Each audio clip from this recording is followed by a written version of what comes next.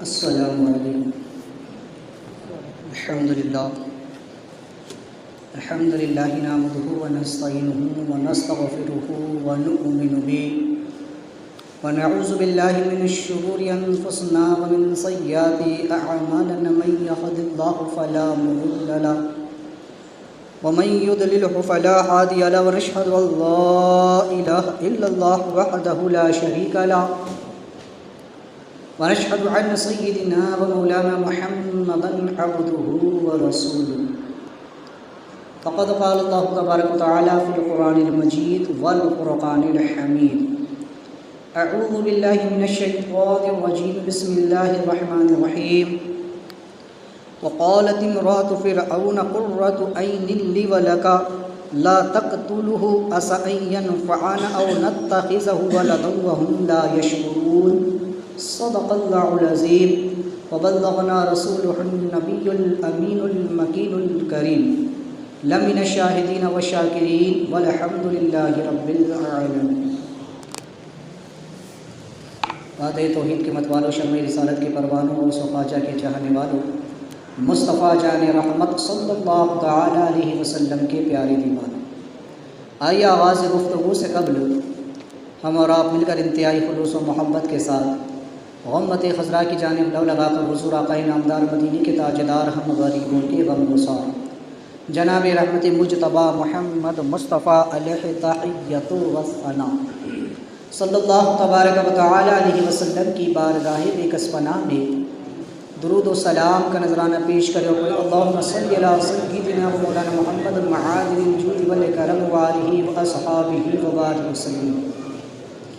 ایک مرتبہ پڑھ لیجیے اللہم صلی علی سیدنا مولانا محمد صلاۃ تنجینا بہا من جمیع الاحوال والآفات وتقضی لنا بہا جمیع الحاجات وتطہرنا بہا من جمیع السیئات وترفعنا بہا عندک اعلی الدرجات وتبلغنا بہا اقصی الغایات من جمیع الخیرات فی الحیات بعد الممات انک علی کل شیء قدیر. حصول برکت کے لیے ایک مرتبہ پڑھیں اللہم صلی صلاۃ کاملہ وسلم سلام طعما علی سیدنا محمد الذی تنحل به العقد وتنفرج به الكرب وتقضى به الحوائج وتنال به الرغائب وحسن الخواتم ويستسقى الغمام بوجهه الكريم وعلى آله وأصحابه في كل لمحة ونفس بعدد كل معلوم لك يا الله يا الله يا الله. میں نے قرآن مجید و برہان رشید سے آیت کریمہ کی تلاوت کی. اللہ تعالیٰ ارشاد فرماتا ہے وقالت امرأة فرعون قرة عین لی ولک لا تقتلوه عسى أن ينفعنا أو نتخذه ولدا وهم لا يشعرون، جس کا ترجمہ کنز ایمان شریف کے حوالے سے یہ ہے کہ فرعون کی بیوی نے یعنی بی بی آسیہ نے کہا کہ یہ بچہ تیری اور میری آنکھوں کی ٹھنڈک ہے، لہٰذا اسے قتل نہ کر، شاید یہ ہمیں نفع پہنچائے، اس سے ہمیں فائدہ حاصل ہو، اور وہ اس بات سے اور اسے ہم اپنا بیٹا بنا لیں، اور وہ اس بات سے بے خبر تھی. ہم نے اس سے قبل دیکھا کہ موسیٰ نبی علیہ الصلاۃ والتسلیم جب فرعون کے گھر میں پہنچ گئے، لہٰذا آپ کے لعاب طاہر کی جب برکت ان لوگوں نے دیکھی کہ آپ کا لعاب طاہر جیسے ہی فرعون کی بیٹی کے برس والے مقامات پر لگایا گیا تو وہ فوراً شفا یاب ہو گئی. لہٰذا فرعون کے ساتھیوں نے اس سے کہا کہ ہو سکتا ہے کہ یہ وہی بچہ ہو جسے ہم قتل کرنا چاہتے ہیں، جسے اب تک ہم کھوج رہے ہیں، ڈھونڈ رہے ہیں، شاید یہ وہی بچہ ہو اور ڈر کی وجہ سے اسے دریائے نیل میں ڈال دیا گیا ہو، لہٰذا اسے اسی وقت قتل کر دیا جائے. لہٰذا فرعون اس بات پر آمادہ ہو گیا کہ موسیٰ علیہ السلام کو قتل کر دیا. جب اس نے موسیٰ علیہ السلام و تسلیم کے قتل کا ارادہ کیا تو چونکہ اس وقت وہاں اس کی بیوی بی بی آسیہ بھی موجود تھی، اور بی بی آسیہ ان کے بارے میں ہے کہ آسیہ بنت مزاحم بن عبید بن الریان بن الولید۔ ان کے بارے میں یہ کئی مختلف اقوال ہیں۔ بعض نے کہا کہ یہ یوسف علیہ السلام کے زمانے کے فرعون کی اولاد میں سے تھی۔ بعض نے کہا کہ یہ بنی اسرائیل ہی کی ایک فرد تھی۔ بعض نے کہا کہ یہ موسیٰ علیہ السلام کی پھوپھی تھی۔ بعض نے کہا کہ وہ انبیاء علیہ السلام کی نسل سے تھی اور بہت زیادہ حلیم، بردبار اور غریبوں یتیموں پر شفقت اور مہربانی کرنے والی تھی۔ بہرحال تو چونکہ حضرت بی بی آسیہ رضی اللہ تعالیٰ عنہ وہ تھی کہ جو اپنے زمانے کی تمام عورتوں سے ممتاز تھی، اپنے زمانے کی تمام عورتوں پر اللہ نے آپ کو فضیلت عطا فرمائی تھی، تو لہٰذا سب سے بہتر عورت تھی اس زمانے کی بی بی آسیہ رضی اللہ تعالیٰ عنہ۔ تو چونکہ جیسے ہی موسیٰ علیہ السلام کو جب صندوق سے آپ نے نکالا اور ان کی پیشانی سے نکلتا ہوا نور آپ نے دیکھا اور موسیٰ علیہ السلام کی معجزات کو دیکھا کہ آپ کے لعاب دہن سے بیٹی کو شفا بھی مل گئی، تو لہٰذا اسی وقت آپ کے دل میں موسیٰ علیہ السلام کی محبت بھی جاوزی ہو چکی تھی، تو لہٰذا آپ نے فرعون کو اس چیز سے روکا۔ فرعون کو آپ نے اس بات سے منع کیا کہ لا تقتلوا، اسے قتل مت کرو، انہیں قتل مت کر، اس لیے کہ یہ تو بڑا برکت والا بچہ ہے، اس بچے سے ہمیں نفع حاصل ہوا ہے، ہماری بیٹی جو لا علاج تھی اسے شفا مل گئی ہے، اور یہ بچہ ہے بھی کتنا خوبصورت، اور پھر اگر تجھے اس بات کا ڈر ہے کہ یہ بچہ جو ہے تو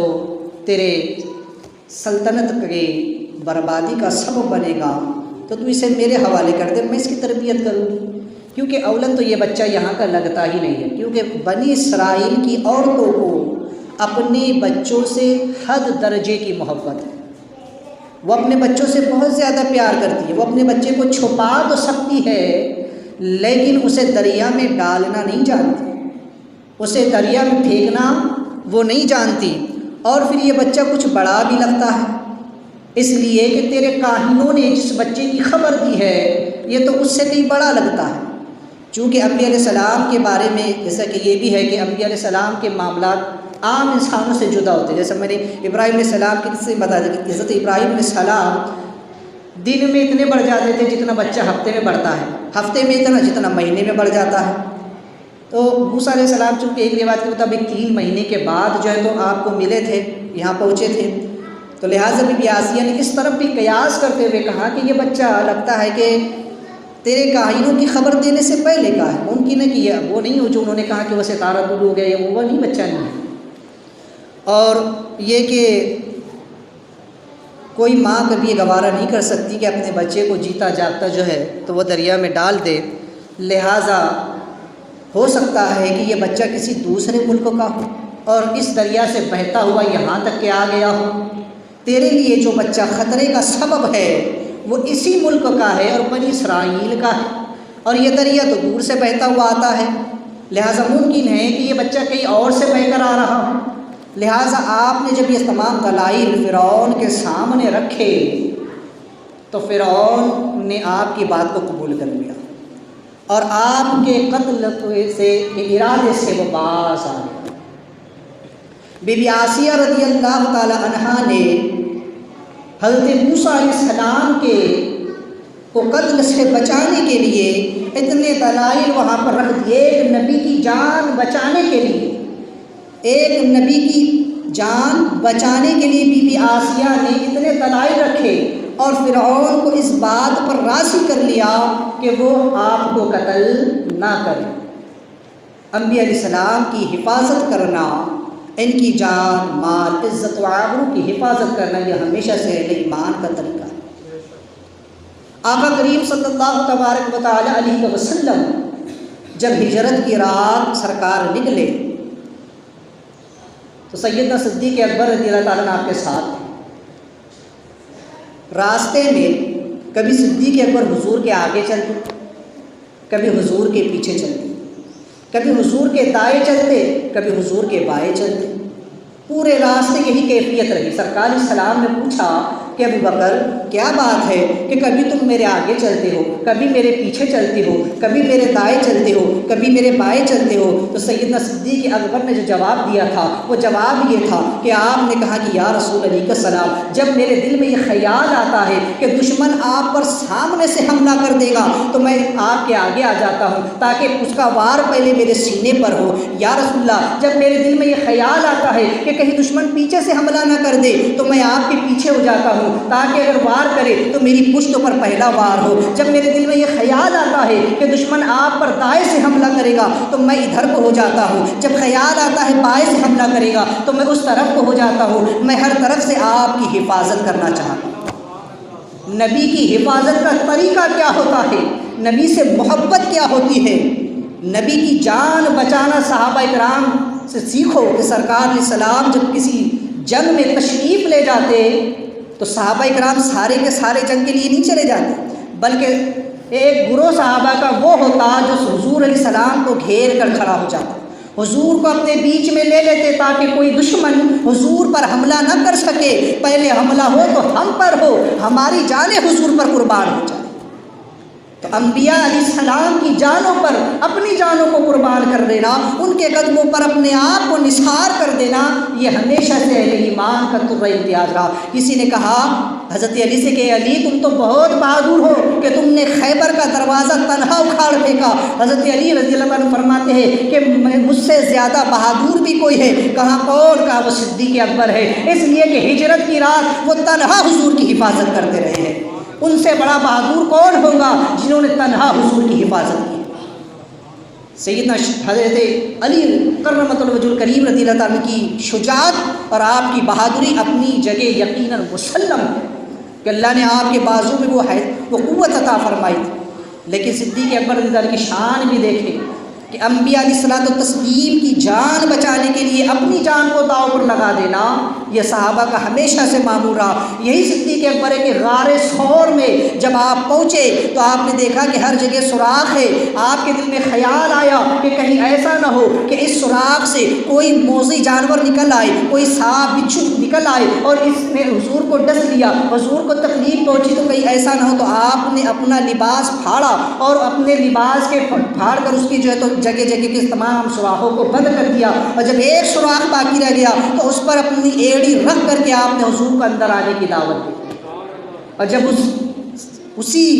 سوراخ سے سانپ نے آپ کو ڈس لیا تب بھی آپ کے پیر میں جنبش نہیں آئی، آپ نے اپنی جان حضور پر قربان کر ہی دی تھی۔ سرکار اعلیٰ حضرت نے تو کیا خوب کہا کہ صدیق بلکہ صدیق ان پر جان دے ہی چکے، اور حفظ جا تو جان فرض غرر کی ہے، لہٰذا وہ تو اپنی جان کو قربان کر ہی چکے تھے۔ یہ تو حضور علیہ السلام نے اپنے لعاب دہن کی برکت سے ان کی جان ان کو واپس لوٹا۔ تو صحابہ حضور پر اپنے آپ کو قربان کرنے میں فخر محسوس کرتے تھے۔ اب جان سے بڑھ کر چیز ہوتی ہے عزت و آبرو۔ انسان کوئی بھی وہ سوچتا ہے کہ اگر جان گئی تو کوئی بات نہیں، لیکن عزت نہیں جانی چاہیے۔ ہر انسان کو اپنی عزت نفس کا خیال ہوتا ہے، اور عزت بڑی قیمتی چیز ہوتی ہے۔ اگر جان چلی بھی جائے تو کوئی اتنی بات نہیں جتنی عزت کے چلے جانے سے انسان کو دکھ ہوتا ہے۔ اور پھر کوئی انبیاء علیہ السلام کی عزت، جن کی عزت جس کو اللہ تبارک و تعالیٰ نے درج و بلند فرمایا، اگر کوئی ان کی عزت پر حملہ کرے، کوئی ان کی شریعت پر حملہ کرے، کوئی ان کی عصمت پر حملہ کرے تو پھر ایسے گستاخ کو کب برداشت کیا جا سکتا ہے؟ آج حضور نبی کریم علیہ الصلوۃ والتسلیم کے دین پر حملے ہو رہے ہیں، سرکار صلی اللہ تبارک و تعالیٰ علیہ وسلم کی عظمت و عصمت پر حملے ہو رہے ہیں۔ آج حضور کو گالیاں دی جا رہی ہے۔ وسیم رضوی یہ جو شیعہ ہے اسے مسلمان سمجھنے کی غلطی مت کرنا، یہ مسلمان ہے ہی نہیں، اس لیے کہ جو حضور کی شان میں گستاخی کر لے، جو حضور کو گالی دے دے وہ مرتد ہے،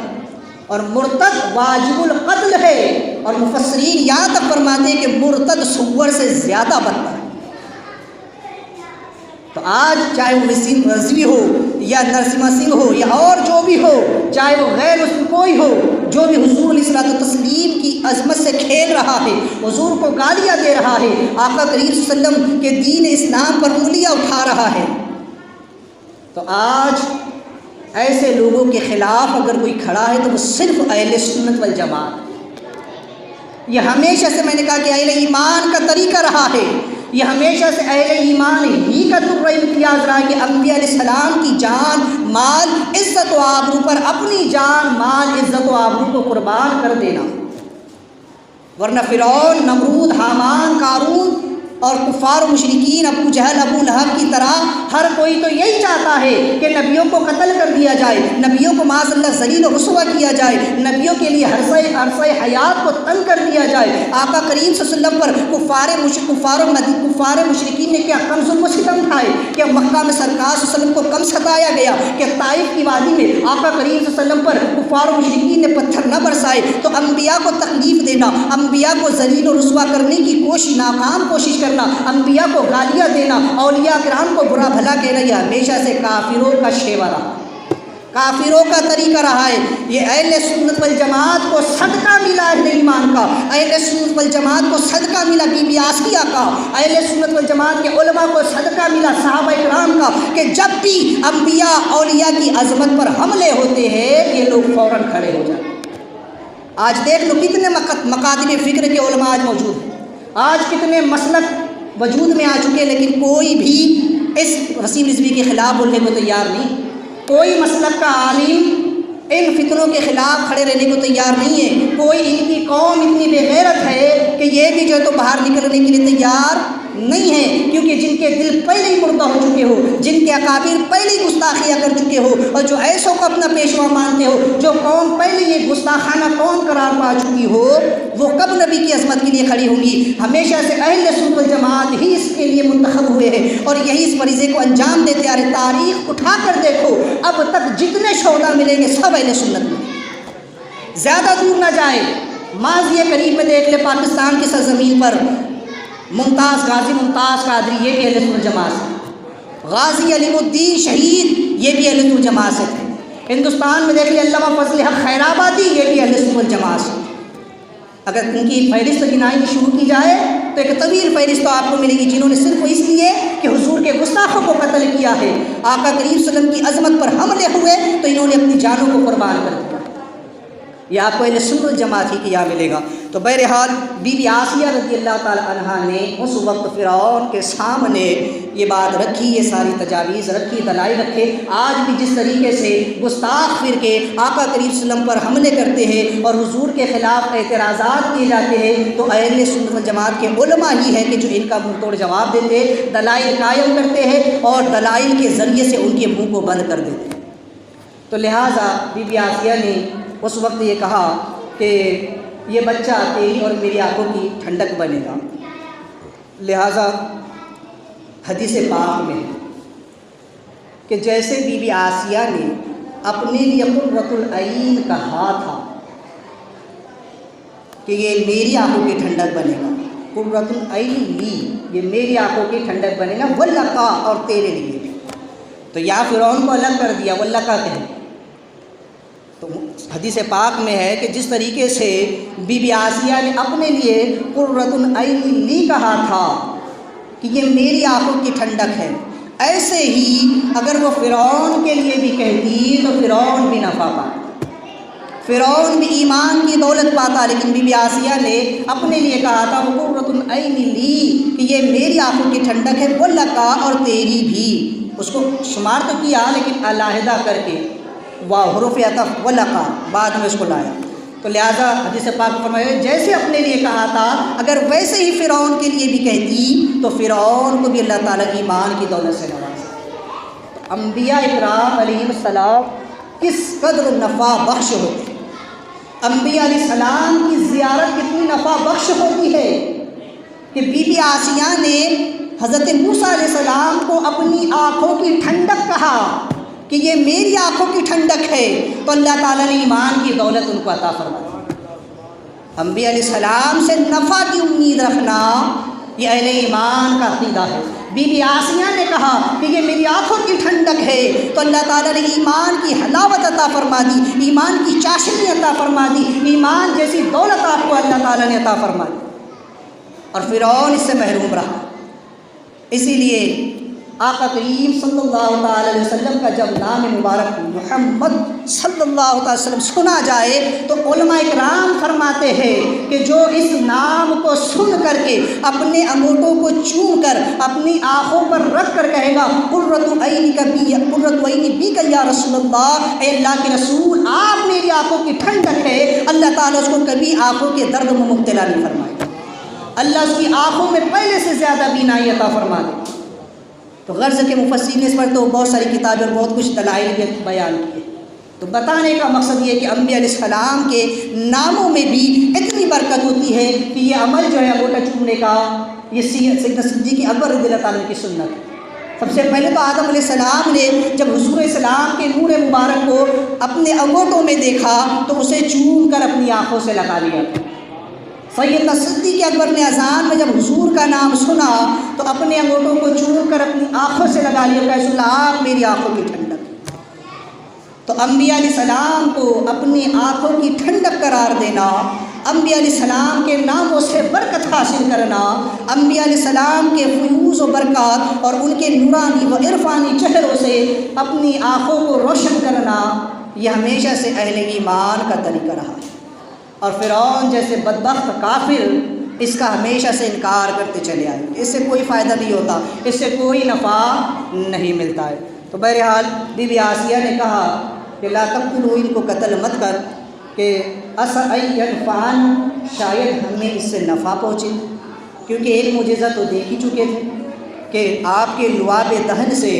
بیٹی کو شفا مل گئی تھی، اور دوسرا یہ کہ بی بی آسیہ نے یہ دیکھا کہ حضرت موسیٰ علیہ السلام اپنے جس انگوٹھے کو چوس رہے ہیں اس سے جو ہے تو دودھ نکل رہا ہے، اور تیسرا یہ کہ آپ کے دونوں آنکھوں کے درمیان سے نور نکلتے ہوئے بی بی آسیہ نے دیکھا۔ یہ کسی نے نہیں دیکھا، صرف بی بی آسیہ رضی اللہ تعالیٰ نے، کیونکہ اللہ نے وہ مومنانہ فراست آپ کو عطا فرمائی۔ تو آپ نے دیکھا کہ موسیٰ علیہ السلام کی آنکھوں کے درمیان سے نور نکل رہا ہے۔ حضرت سیدنا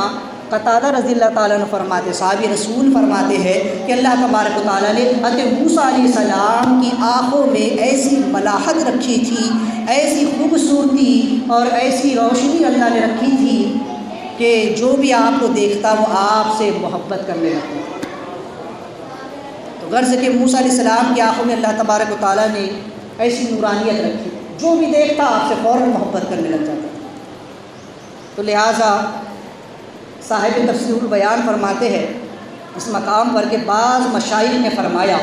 کہ انبیاء اور اولیاء کے چہروں سے ذات و صفات کے انوار چمکتے رہتے ہیں، جن سے مومن و کافر نفع پاتے ہیں، اس لیے ان کے ساتھ لذت حالیہ اور نقد ہو جاتی ہے، لیکن ان کے حقائق سے بے خبر رہتے ہیں۔ اور فرماتے ہیں کہ عاشق انبیاء اور اولیاء پر لازم ہے کہ وہ محبوبان خدا کے چہروں کے انوار کو یقین و ایمان کے ساتھ دیکھے، جیسے بی بی آسیہ نے دیکھا تو اللہ تعالیٰ نے ان کو ایمان کی دولت عطا کی۔ تو انبیاء اور اولیاء کے جو چہرے ہوتے ہیں بڑے روشن ہوتے، ان کے چہروں سے ذات و صفات کے انوار چھلکتے رہتے ہیں،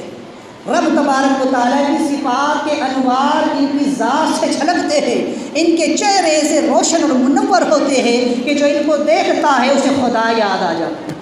جو ان کو دیکھتا ہے اس کا دل گناہوں کی طرف سے ٹھنڈا پڑ جاتا ہے اور نیکیوں کی رغبت اس کے دل میں پیدا ہو جاتی ہے۔ یہی وجہ کہ صحابہ کرام نے حضور کو دیکھا تو حضور کا ایمان کی حالت میں حضور کو دیکھ لینا صحابہ کا یہی ان کے لیے اتنے بڑے مقام اور مرتبے کا سبب بن گیا کہ وقت کا غوث اور قطب بھی اب ان کے مقام و مرتبے کو نہیں پہنچ سکتا۔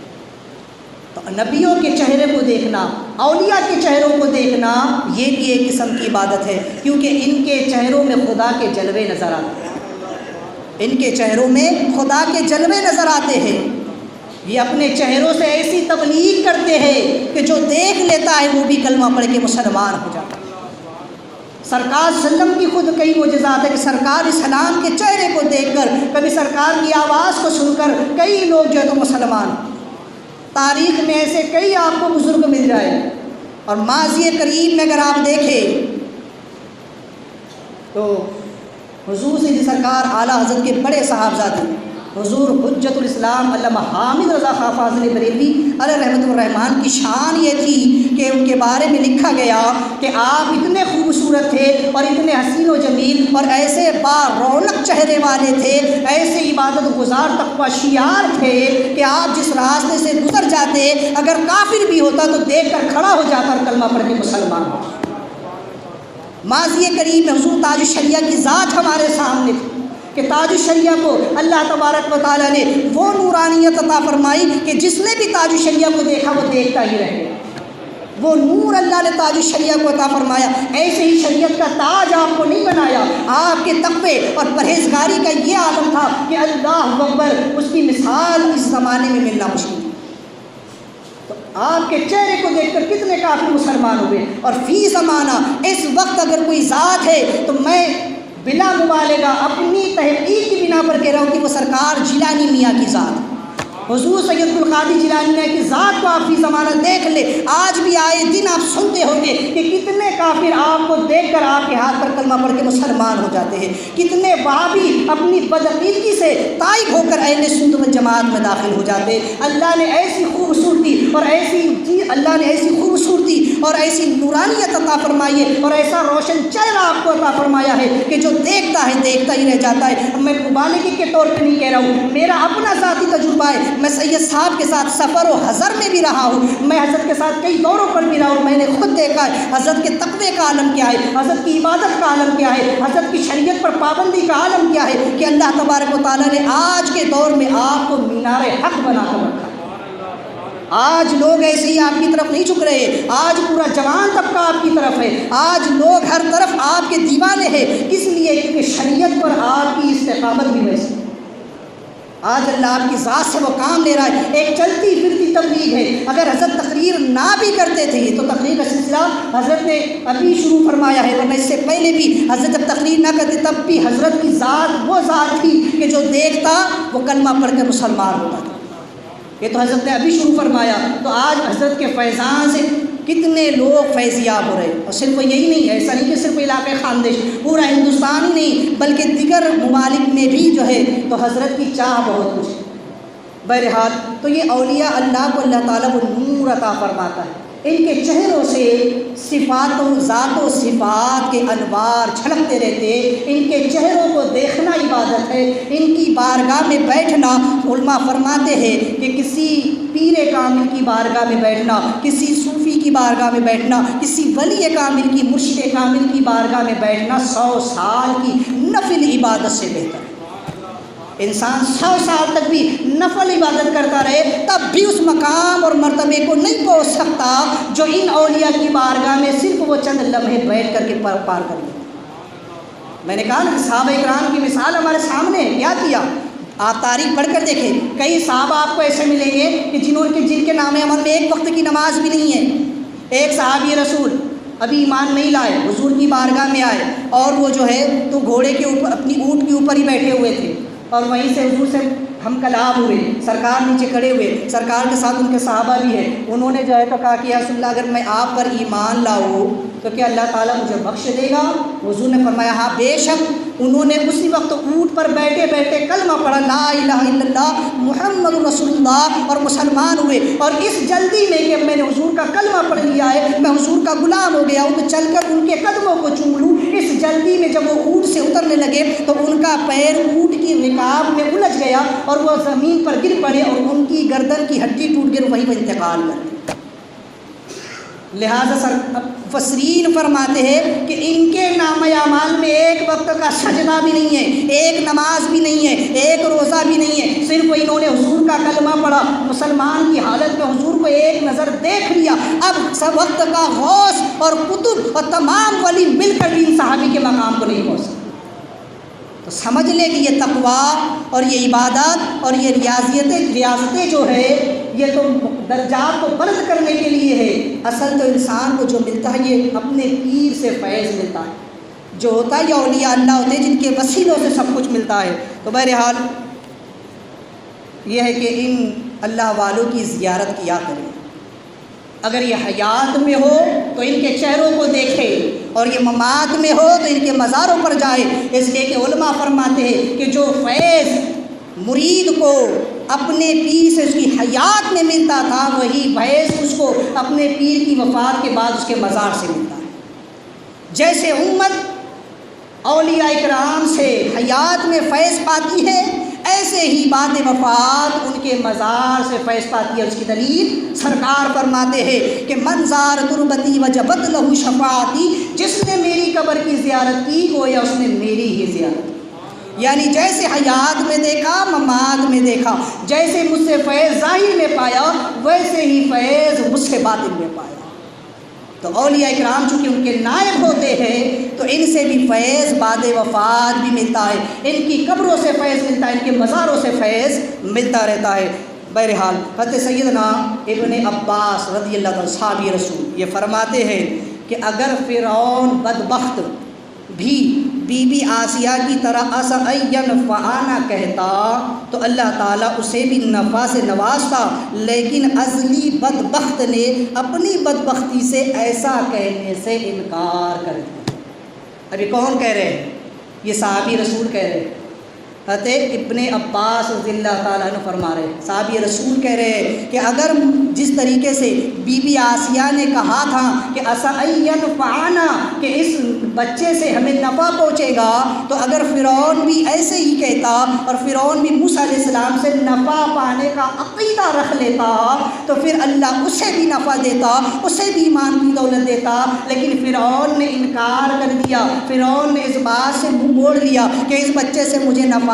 نہیں پہنچنے والا۔ تو پتہ کیا چلا کہ انبیاء اولیاء سے نفع کا عقیدہ رکھنا کہ ان کی ذات سے ہمیں نفع ملتا ہے، یہ ہمارے لیے فائدہ ہے، تو ایسا عقیدہ رکھنا یہ اہل ایمان کا طریقہ ہے۔ اور انبیاء اور اولیاء سے نفع کی امید نہ رکھنا اور یہ کہنا کہ جس کا نام محمد یا علی ہے وہ کسی بات کا مالک و مختار نہیں، معاذ اللہ یہ کہنا کہ یہ انبیاء اولیاء تو ہمارے جیسے انسان ہوتے، بھلا یہ کیا کسی کا فائدہ اور کسی کا نقصان کرے، یہ کسی کو نفع اور نقصان نہیں دے سکتے، ایسا عقیدہ رکھنا فرعون، نمرود، حامان، قارون، ابو جہل، ابو لہب اور تمام کفار و مشرکین کا عقیدہ ہے۔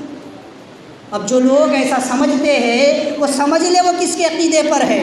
جو لوگ نبی اور ولیوں سے نفع کی امید نہیں رکھتے، ان سے نفع پانے کا عقیدہ نہیں رکھتے، وہ سمجھ لے کہ وہ کس کے طریقہ کار پر ہے۔ بی بی آسیہ نے جب نفع کا عقیدہ رکھا کہ اس بچے سے ہمیں نفع ملے گا تو اللہ نے نفع دیا، اور کیسا نفع دیا؟ ایسا نفع اللہ نے پہنچایا، ایسا فائدہ اللہ نے پہنچایا کہ بی بی آسیہ کو ان کے زمانے کی تمام عورتوں میں ممتاز کر دیا۔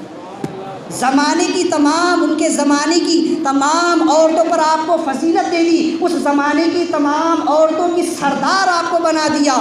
اور یہی تک نہیں بلکہ مفسرین فرماتے ہیں کہ قیامت کے بعد جنت میں بی بی آسیہ رضی اللہ تعالیٰ عنہا ہمارے آقا کریم صلی اللہ علیہ وسلم کے ساتھ ان کے عقد نکاح میں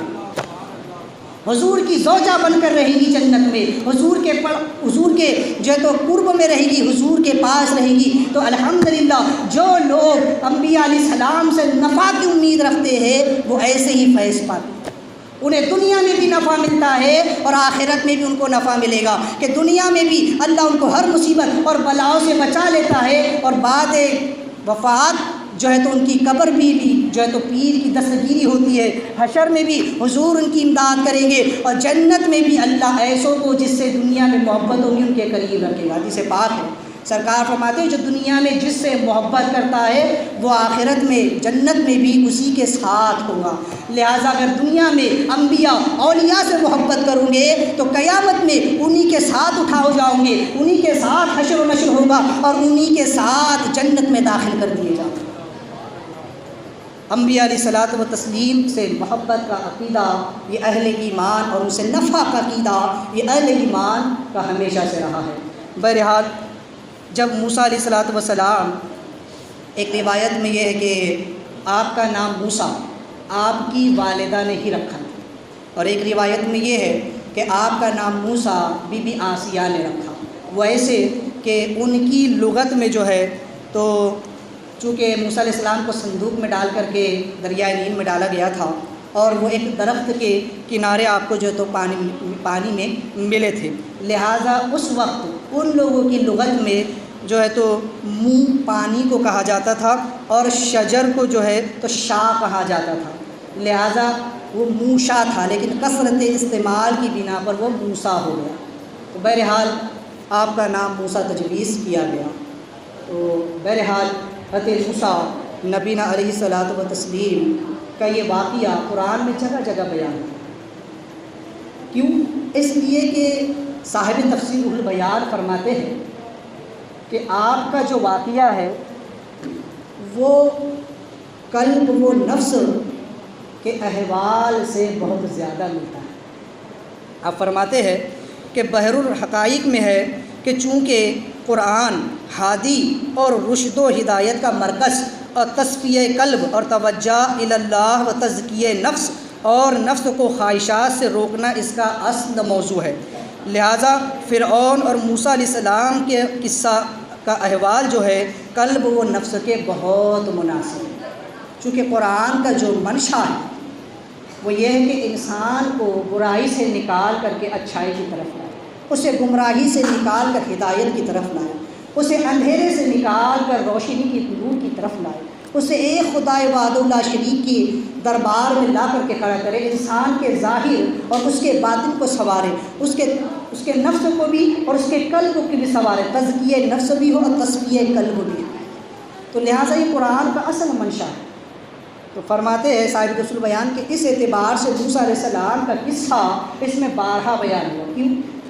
وہ اس لیے کہ موسیٰ انسان کے قلب، اگر اس کی مثال آپ سمجھیں کہ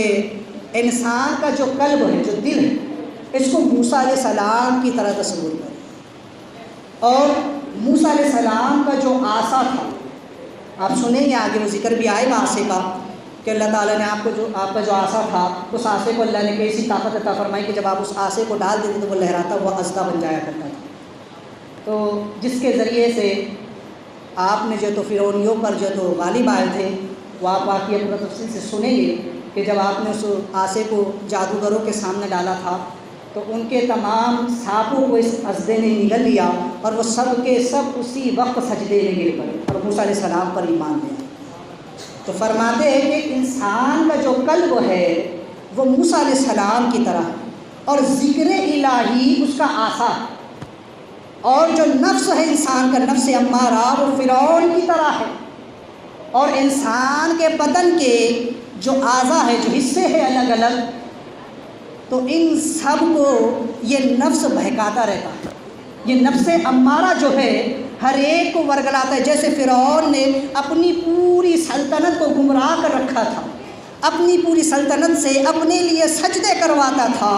لوگوں سے کہتا مجھ کو خدا مانو، انا ربکم الاعلیٰ، میں تمہارا سب سے بڑا خدا ہوں، میں سب سے بڑا رب ہوں، میری بندگی کرو، میرے حضور آ کر جھکو، مجھ کو سجدے کرو، میں جو کہوں اسے مانو۔ اسی طرح سے انسان کا جو نفس ہے وہ اس کے پورے بدن پر غالب آ جاتا ہے، تو پھر وہ پورے بدن سے اپنی اطاعت کرواتا ہے، آنکھ سے کہتا ہے حرام چیزوں کو دیکھنے کے لیے، کان سے کہتا ہے حرام چیزوں کے سننے کے لیے، زبان کو لگا دیتا ہے حرام کاموں پہ، حرام باتیں اور حرام چیزوں کے بکنے کے لیے، اور جو تو حرام چیزیں کے کھانے کے لیے، حرام چیزوں کے ذائقے اور چسکے میں اسے مبتلا کر دیتا ہے، ہاتھ پیر غرض کے دل دماغ نظر ہر چیز پر یہ قبضہ حاصل کرتا ہے، اور چاہتا یہ ہے کہ پورا بدن جو ہے اس کی اطاعت کرے، اس نفس کی بندگی کرے، اور ایک خدا وحدہ لا شریک کی اطاعت کو چھوڑ دے، نبیوں کی پیروی کو چھوڑ دے، شریعت کو چھوڑ دے اور گناہوں کے طریقے پر آمادہ ہو جائے۔ تو نفس کا منشا یہ ہے جو منشا فرعون کا تھا، جیسے فرعون نے کہا تھا انا ربکم الاعلیٰ، یہ نفس کہتا ہے میں سب سے بڑا ہوں، میری بات مان۔ تو آج ہم اگر اپنے آپ کا جائزہ لیں تو ہم پر یہ نفس فرعون پوری طرح سے غالب آ چکا ہے، یہ نفس فرعون جس نے ہمیں اپنی اطاعت میں جکڑ رکھا ہے کہ انسان اس کے بہکاوے میں آ کر گناہ پہ گناہ کیے جا رہا ہے، نمازوں سے، عبادات سے اور ریاضتوں سے اور تمام عمل خیر سے دور ہو چکا ہے۔ لہٰذا ایسے وقت میں یہ جو قلب ہے، یہ جو دل ہے، تو اس کو زندہ کرے ذکر کے ساتھ اللہ، جیسے موسیٰ علیہ السلام نے فرعونی جادوگروں کے سامنے جب اپنا آسا ڈالا تو اس نے استا بن کر کے ان کے تمام سانپوں کو نگل لیا اور وہ تمام جادوگر سجدے میں گر کر مسلمان ہو گئے۔ اسی طرح اس دل کو اللہ کے ذکر سے روشن کرے تاکہ یہ جو تمام بدن کے اعضاء ہے پھر اس کے سامنے بے بس ہو جائے اور سارے گناہ اس کے سامنے ختم ہو کر کے لے جائے، اللہ کا ذکر غالب آ جائے اور سارے گناہ ختم ہو جائے اور یہ سارے بدن کے اعضاء پھر آ کر کے اس دل کے ساتھ خدا کی بارگاہ میں جھک جائے، خدا کے حضور سجدہ ریز ہو جائے، خدا کی بندگی میں لگ جائے۔ جیسے فرعون کے جادوگر سجدے میں گر گئے اور انہوں نے کہا تھا کہ ربی موسیٰ و ہارون، ہم ایمان لائے موسیٰ اور ہارون کے رب پر، تو ایسے یہ بدن پوری اطاعت میں آ جائے، پھر اللہ تبارک و تعالیٰ کی رسول کائنات صلی اللہ علیہ وسلم کی سنت کا پورا پیروکار ہو جائے، ان کی شریعت پر عمل پیرا ہو جائے۔ اس لیے اس قصے کو صاحب تفسیر البیان فرماتے کہ بار بار اللہ نے قرآن میں بیان کیا تاکہ لوگ سمجھے اور اس سے سبق حاصل کرے۔ ہم صرف واقعات کو سن کر پڑھ کر آگے گزر جاتے ہیں، لیکن اس کے پیچھے جو درس اور جو سبق چھپا ہوتا ہے ہماری نظر اس طرف نہیں جاتی۔ اس لیے ان اللہ والوں کے اقوال کو پڑھو، ان کی تفاسیر کو پڑھو، تب جا کر ذہن کھلتا ہے اور پتہ چلتا ہے کہ ان واقعات سے اللہ ہمیں کیا سبق دینا چاہتا ہے۔ تو اپنے دل کو اللہ کے ذکر سے زندہ کرے اور پھر اس پورے بدن کو اللہ کی اطاعت میں لگائے۔ یہ اس واقعے سے ہمیں درس ملتا ہے۔ اللہ تبارک و تعالیٰ اپنے حبیب پاک صاحب اللہ علیہ وسلم کے توسل سے ہم تمام کو عمل خیر کی توفیق عطا فرمائے۔ وما علینا الا البلاغ۔ حضرات، جیسا کہ مسائل نماز کا سلسلہ شروع ہے اور اس ضمن میں ابھی تک میں نے آپ کے سامنے اصطلاحات کو رکھا، اب نماز کی شرطوں کا بیان۔ نماز کی کل 6 شرطیں ہیں اور یہ وہ شرطیں ہیں کہ جو ویسے تو فرائض میں ہی آتی ہے لیکن یہ نماز سے پہلے ہوتی ہے۔ یہ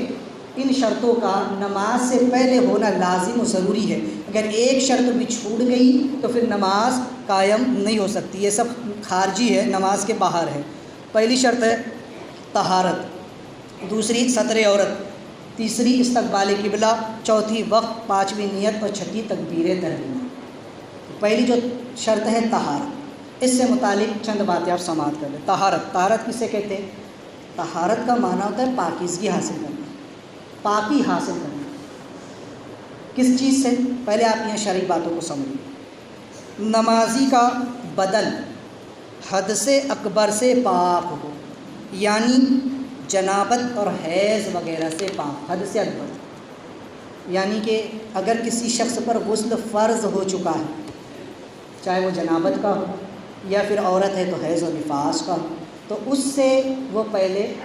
پاکی حاصل کر لے، غسل کر لے۔ دوسرا، نمازی کا بدن حدث اصغر سے پاک ہو۔ حدث اصغر یعنی کہ بے وضو نہ ہو، اگر وضو نہیں ہے تو وضو کر کے اپنے آپ کو پاک و صاف کر لے۔ نمازی کا بدن نجاست غلیظہ بقدر و خفیفہ بقدر معنی سے پاک ہو، یعنی نجاست غلیظہ درہم کی مقدار سے زیادہ لگی ہوئی نہ ہو، اور نجاست خفیفہ کپڑا یا بدن کے جس حصے پر لگی ہو اس حصہ یا عضو کی چوتھائی سے زیادہ نہ لگی ہو، تو اس کا بھی پاک کرنا ضروری ہے۔ اگر نجاست غلیظہ بنی جو ہے پیشاب پاخانہ وغیرہ یہ سب چیزیں اگر بدن پہ لگی ہوئی ہے یا کپڑے پر لگی ہوئی ہے، اگر ایک درہم یا سمجھ لیں کہ ایک روپے کا جو ڈالر ہوتا ہے تو اس کے برابر اگر لگی ہوئی ہے تو اس کا پاک کرنا فرض ہے۔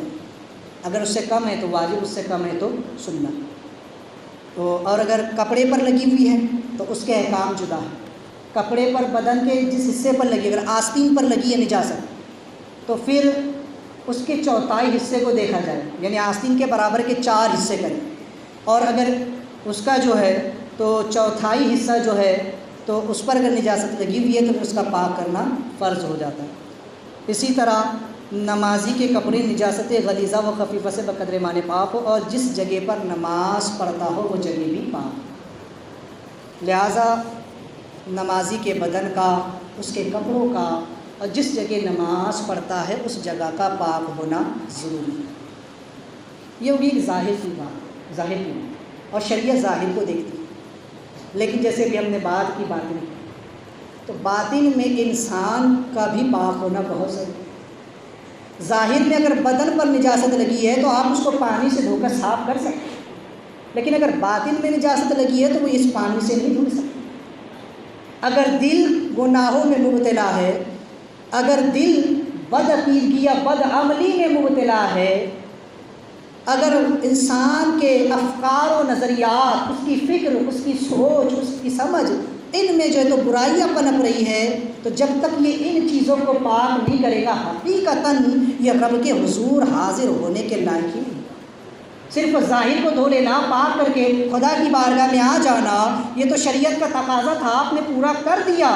لیکن باطن کا جو تقاضا ہے اور جو حقیقتاً اس کا تقاضا ہے کہ انسان اپنے ظاہر کے ساتھ ساتھ اپنے باطن کو بھی پاک کرے۔ اگر اس کے بدن پر نجاست لگ جائے تو انسان اس کو فوراً دھو لیتا ہے، لیکن دل میں بغض، حسد، غرور، گھمنڈ، انانیت کی نجاستیں لگی ہو، اگر کسی کے خلاف بدگمانی کی نجاست لگی ہو دل و دماغ میں، اور کسی برے افکار پنپ رہے ہو، تو جب تک دل دماغ کو ایسی بری چیزوں سے پاک نہ کرے گا حقیقتاً رب کی بارگاہ میں کھڑے ہونے کے قابل نہیں ہے۔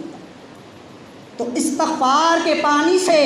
پہلے اس باطن کو بھی صاف کر دیں، توبہ و استغفار سے اپنے باطن کو دھل لے اور اسے بھی پاک و صاف کر لے کہ دل میں کسی کے لیے میل نہ ہو، دل میں کسی کے لیے بغض و حسد نہ ہو، تمہاری نظر پاکیزہ ہو، تمہاری سوچ پاکیزہ ہو، تمہاری ذہن پاکیزہ ہو، پھر رب کی بارگاہ میں آ کر کھڑے رہو۔ پھر اس نماز سے جو فیض ملے گا تو اسے قرآن نے کہا ان الصلاۃ تنہی عن الفحشاء والمنکر، بے شک ایسی نماز روکتی ہے بے حیائی اور بری باتوں سے۔ انسان صرف ظاہر کو لے کر آ جاتا ہے اور باطن جیسے کہ ویسے گندگی دل میں رہتی ہے، تو نماز پڑھنے کے بعد پھر وہی کا وہی حال رہتا ہے۔ تو اس لیے اپنے ظاہر کے ساتھ اپنے باطن کی بھی طہارت کی فکر کرے، اپنے دل کو پاک کرے، اپنے ذہن کو پاک کرے، اپنی نظر کو پاک کرے، اپنی فکر کو پاک کرے، اور ان تمام چیزوں کو پاک کرے، پھر رب کی بارگاہ میں آ کر کہے اللہ اکبر، اللہ تو سب سے بڑا۔ پھر اس کا فیض دیکھیں کہ کیسے اللہ تعالیٰ اپنے بندوں پر فیض فرماتا ہے۔ مولا کریم ہم تمام کو عمل کی توفیق عطا فرمائے۔ دوران گفتگو جو غلطی لمحہ فرمائے، استغفر اللہ ربی من کل ذنب و اتوب الیہ۔